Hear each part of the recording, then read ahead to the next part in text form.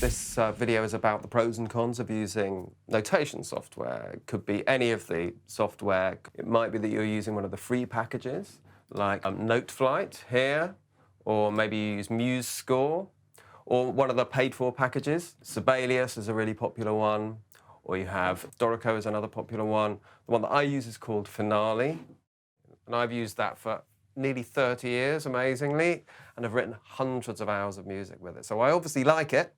I think it's great, but there are things about it that I'd like you to know if you're just starting out using it. This is the first of 2 videos. The second one will go into more detail, but here I just want to talk with some amazing musicians about the pros and cons of using this software. Having the dots really there in black and white and then being able to play from them, I tend to then actually make much more sophisticated decisions. It's a tool, which I love, but that this is a question about notation in general. Keep the music free, not be inhibited by the bar lines or you know, the complexities of writing rhythm. So this video is about making sure that you're the boss of the software, that you're using it to help you create what is going to sound best when it's played by live musicians, and the strengths of those musicians rather than the weaknesses of the software. It's also about making sure that you don't get confused by what you're hearing back from your computer, because when you hear your score played back by real instruments, it's going to sound quite different, and almost always it will sound better. Are the instruments that you get with notation software actually good? Do they sound real? Well, let's compare them to some of the more expensive instruments. The one that I'm going to use here is the Vienna Symphonic Library, which is pretty expensive and better than the things that you'll find bundled with software, with the notation software. But you'll find that even with the expensive stuff, it's good at some things and not so good at others. So one thing that it's great at is these sort of stabbing sounds, like, which pretty much sounds identical to a real orchestra, and you can do sequences and it sounds really good. It's also really good at long notes. Just listen to this.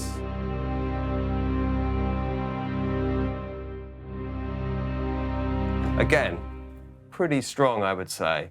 Whereas if I try and play a fast sort of phrase, it's going to take me a lot of programming to make that sound good. If I show you the same thing on Finale, playing stabs, not so good. Okay, I've heard worse, but doesn't sound like a real cello.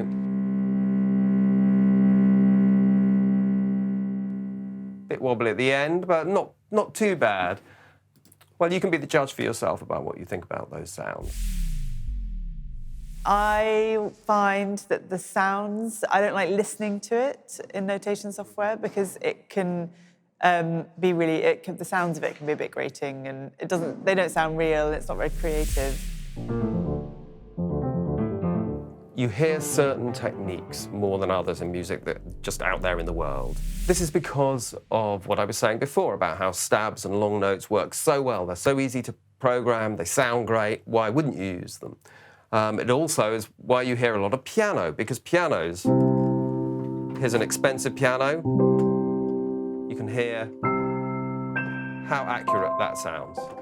And even the piano, which just comes free with Finale, I think sounds pretty good, as are Sibelius and Dorico. If you listen to music from the 40s or 50s films, you'll find all kinds of sounds that you don't really hear so much in film music now. You won't hear a lot of piano, for one thing. Here's a rather extreme example from a film from that era. And listen to all the kinds of fast-flowing stuff that you hear.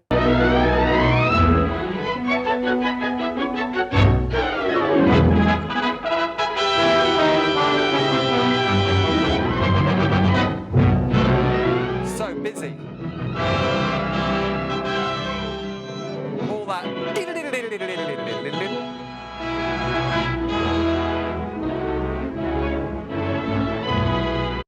You'd You'd never hear anything like that these days. Now, I'm not saying that we should all be writing music that sounds like music from the 40s and 50s films, of course not. But I'm just drawing your attention to the fact that there are sounds which you could make, which you won't be hearing a lot of in contemporary film music, or not so often. So one of the most important pieces of advice from this video, I would say, is to keep your imagination alive, keep hearing things in your head if you can, and just use the software to keep you on track, to use it as a guide. So when I'm using Finale, I actually often just use a piano sound for everything, even for string sounds or trombone or whatever. I just make everything play a piano sound because the software plays piano really well, and I find it a less annoying sound. If you're working all day using a sound that you find slightly irritating, you start to doubt yourself. You start to think, oh, is my idea any good? So listen to this. This is a piece that I wrote. Now imagine that you had this in your head and you thought, yeah, I know, I want it to sound like this.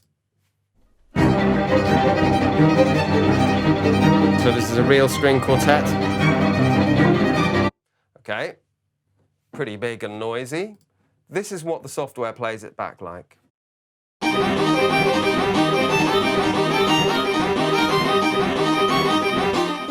Okay, so that is quite an extreme example, and you'll be hearing later in the video examples of where the software is much better, but you can see the problem. So I would actually switch that to be piano sound.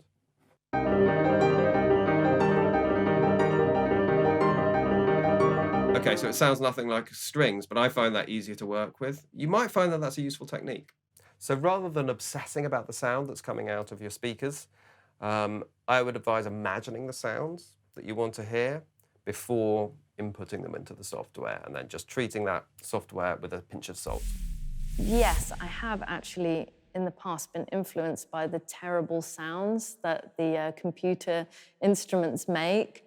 But you have to use your imagination and think, actually, this string quartet section will sound really lovely on real instruments. And it just sounds like cats are dying in my computer, but in reality, it will sound lovely. So yeah, using your imagination is also really important. If there was like a chart of how much time is spent in Logic, in that sort of analogy world, and how much time is spent on in the notation software world, the notation software world is very small. But how do you get to know all this? How do you get to know what the real instruments sound like? I've been working for decades, and so I feel like I've got a good guess. But if you're just starting out, it's a lot harder. And the first thing I would say is just speak to musicians, whether they're professionals or not, just people that you know who play another instrument. Get them to sit down with you, take you through the things that that instrument can and can't do, what it sounds like when it's playing high and low and fast and quiet and so on. And you will just learn tons. Your scores will be transformed from knowing that information. There's also an awful lot of stuff out there online of musicians demonstrating their instruments and orchestras demonstrating sections of instruments playing together.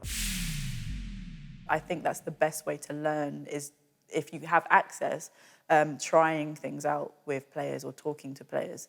But before I had the privilege to play with all of these instrumentalists and even know how a tuba sounds live and all of this kind of stuff, it was just Google. YouTubing people playing instruments, just so you can get an idea of the timbre and the sound of the instrument. Yeah.